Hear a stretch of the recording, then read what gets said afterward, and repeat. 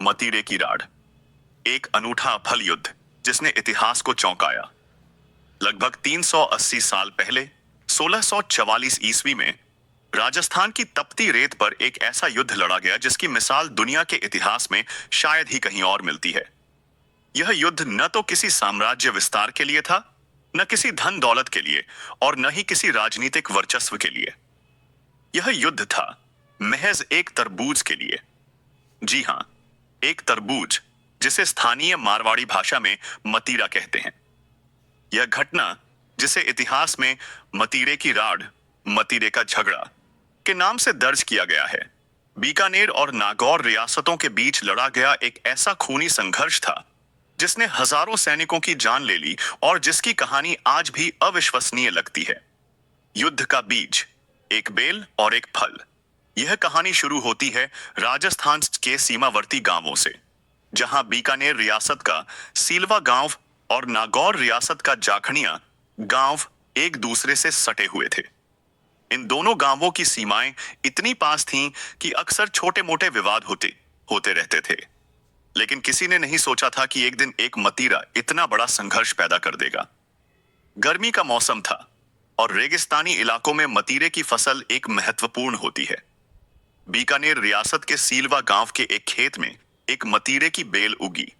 यह बेल धीरे धीरे बढ़ी और फैलते फैलते नागौर रियासत के जाखनिया गांव की सीमा में घुस गई। इस बेल पर एक बड़ा रसदार मतीरा लगा।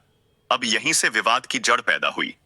बीकानेर के किसान का दावा, सीलवा गांव के किसान ने दावा किया कि बेल उसकी जमीन पर उगी है, इसलिए उस पर लगा फल भी उसी का है। नागौर के किसान का दावा, वहीं जाखनिया गांव के किसान का तर्क था कि फल उसकी सीमा में लगा है, इसलिए उस पर उसका अधिकार सबटार है। यह विवाद एक आम किसान झगड़े जैसा लग रहा था। आमतौर पर ऐसे छोटे मोटे मसले गांवों के मुखिया या पंच सरपंचों द्वारा सुलझा लिए जाते थे, लेकिन इस बार मामला हाथ से निकल गया। दोनों तरफ के किसान अपनी अपनी बात पर अड़े रहे। शायद ईगो, अहम और अपनी अपनी जमीन के प्रति स्वामित्व की भावना इतनी प्रबल हो गई थी कि कोई पीछे हटने को तैयार नहीं था। चिंगारी से आग, विवाद का राजसी रूप लेना। जब गांवों के किसानों और स्थानीय लोगों के बीच यह विवाद नहीं सुलझा, तो मामला धीरे धीरे ठाकुरों और जागीरदारों तक पहुंच गया। हर कोई अपनी अपनी रियासत के किसानों का पक्ष ले रहा था। क्षेत्रीय गौरव और रियासती सम्मान का प्रश्न बन गया।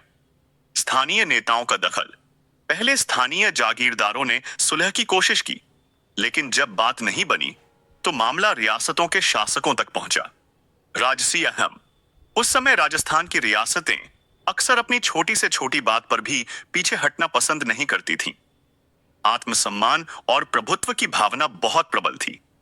ऐसे में एक छोटे से तरबूज का विवाद भी रियासती प्रतिष्ठा का सवाल बन गया। यह अपने आप में हास्यास्पद लग सकता है कि एक फल के लिए इतना बड़ा बखेड़ा खड़ा हो गया, लेकिन उस दौर की सामंती व्यवस्था में हर रियासत अपनी सीमाओं और अपने लोगों के अधिकारों को लेकर बेहद संवेदनशील थी। यह मतीरा केवल इस स्या से एक फल नहीं रह गया था, बल्कि यह सीमा निर्धारण, संप्रभुता और सम्मान का प्रतीक बन गया था। युद्ध के समय के शासक और उनकी अनुपस्थिति।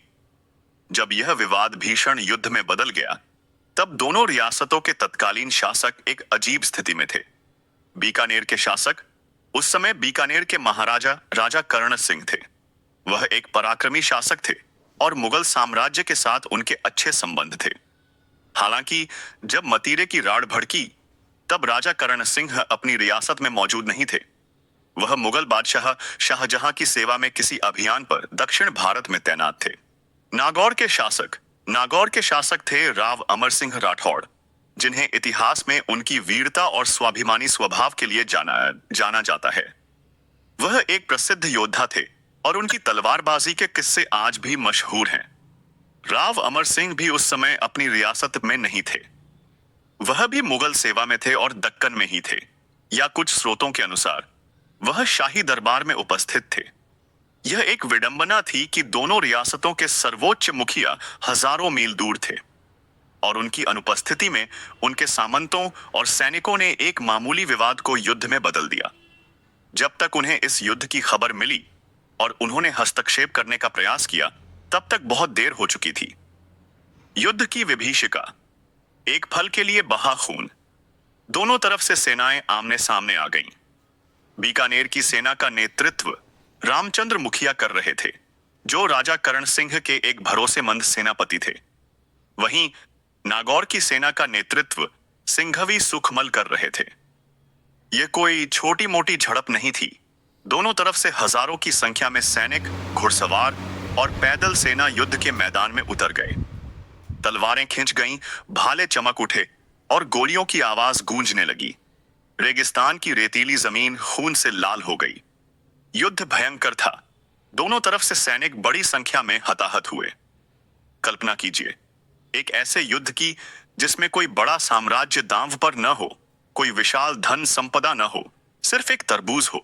सैनिक अपनी जान दे रहे थे, अपनी रियासत के सम्मान और उस एक फल के स्वामित्व के लिए। कई इतिहासकार मानते हैं कि यह युद्ध केवल मतीरे के लिए नहीं था, बल्कि यह दोनों रियासतों के बीच पहले से चले आ रहे सीमा विवादों और प्रभुत्व की लड़ाई का एक प्रतीक मात्र था। मतीरा बस एक बहाना बन गया, जिसने दबी हुई दुश्मनी को सतह पर ला दिया। मध्यस्थता और युद्ध का अंत। जब दोनों शासकों को इस सफल युद्ध की जानकारी मिली, तो वे हैरान रह गए। उन्हें विश्वास नहीं हुआ कि एक मामूली तरबूज के लिए इतना खून खराबा हो गया है। उन्होंने तुरंत युद्ध को रोकने के आदेश दिए। कुछ ऐतिहासिक स्रोतों के अनुसार इस युद्ध को रोकने में बीकानेर की रानी का महत्वपूर्ण योगदान था। उन्होंने संदेश भेजकर अपने सेनापतियों को युद्ध रोकने और शांति स्थापित करने का निर्देश दिया। कुछ अन्य स्रोतों का कहना है कि मुगल बादशाह शाहजहां को जब इस अजीबोगरीब युद्ध के बारे में पता चला, तो उन्होंने भी हस्तक्षेप किया और दोनों शासकों को फटकार लगाई, जिसके बाद युद्ध को समाप्त किया गया। अंततः इस खूनी संघर्ष का समापन हुआ। बीकानेर की सेना विजयी रही। भले ही जीत हार का प्रश्न छोटा था, लेकिन हजारों जानें चली गई थीं। इस युद्ध ने एक महत्वपूर्ण संदेश दिया कि छोटी छोटी बातों पर होने वाले विवाद कैसे बड़े और विनाशकारी संघर्षों में बदल सकते हैं, खासकर जब अहंग और सम्मान का प्रश्न शामिल हो जाए। मतीरे की राड़। इतिहास के पन्नों में एक अनोखी घटना। मतीरे की राड़ का जिक्र राजस्थान के लोकगीतों, कहानियों और कुछ ऐतिहासिक अभिलेखों में मिलता है। यह घटना कई कारणों से अद्वितीय है। कारण की तुच्छता। दुनिया के इतिहास में शायद ही कोई ऐसा युद्ध मिलेगा जिसका मूल कारण इतना तुच्छ हो, सिर्फ एक तरबूज। यह दर्शाता है कि कैसे मानवीय अहंकार और क्षेत्रीय गौरव कभी-कभी तर्क पर हावी हो जाते हैं। शासकों की अनुपस्थिति। यह अपने आप में एक अनोखी बात थी कि जब युद्ध अपने चरम पर था, तब दोनों रियासतों के शासक अपनी राजधानियों से दूर थे। यह सामंती व्यवस्था की एक कमी को भी दर्शाता है, जहां स्थानीय सामंतों और सेनापतियों को अपनी इच्छानुसार कार्य करने की काफी छूट मिल जाती थी। राजस्थानी शौर्य और अटलता। भले ही कारण छोटा था, लेकिन युद्ध में सैनिकों ने जिस शौर्य और दृढ़ता का प्रदर्शन किया, वह राजस्थानी योद्धाओं की वीरता को दर्शाता है। वे अपने शासक और रियासत के सम्मान के लिए जान देने को तैयार थे, भले ही मामला कितना भी अजीब क्यों न हो। लोकप्रियता और किंवदंती। इस घटना की अजीबोगरीब प्रकृति के कारण यह लोक कथाओं और किंवदंतियों का हिस्सा बन गई है। यह आज भी लोगों को हैरान करती है और एक सबक देती है कि छोटे विवादों को समय रहते सुलझा लेना चाहिए। मतीरे की राड़ का सबक। मतीरे की राड़ हमें सिखाती है कि छोटे विवादों को नजरअंदाज न करें। अक्सर छोटी छोटी अनबने अगर समय पर न सुलझाई जाएं, तो वे बड़े और विनाशकारी संघर्षों का रूप ले सकती हैं। अहंकार और प्रतिष्ठा का मोल। व्यक्तिगत या क्षेत्रीय अहंकार और प्रतिष्ठा के नाम पर कैसे अनावश्यक रूप से जान माल का नुकसान हो सकता है। नेतृत्व की भूमिका। शासकों या नेताओं की उपस्थिति और प्रभावी नेतृत्व कितना महत्वपूर्ण है ताकि ऐसी बेतुकी घटनाएं न घटें। आज भी जब इस सफल युद्ध की कहानी सुनाई जाती है, तो लोग सहसा विश्वास नहीं कर पाते कि ऐसा भी कुछ इतिहास में घटित हुआ था। यह राजस्थान के समृद्ध और कभी-कभी विचित्र इतिहास का एक अविस्मरणीय अध्याय है, जो हमें मानवीय स्वभाव और संघर्ष के कारणों पर विचार करने के लिए प्रेरित करता है।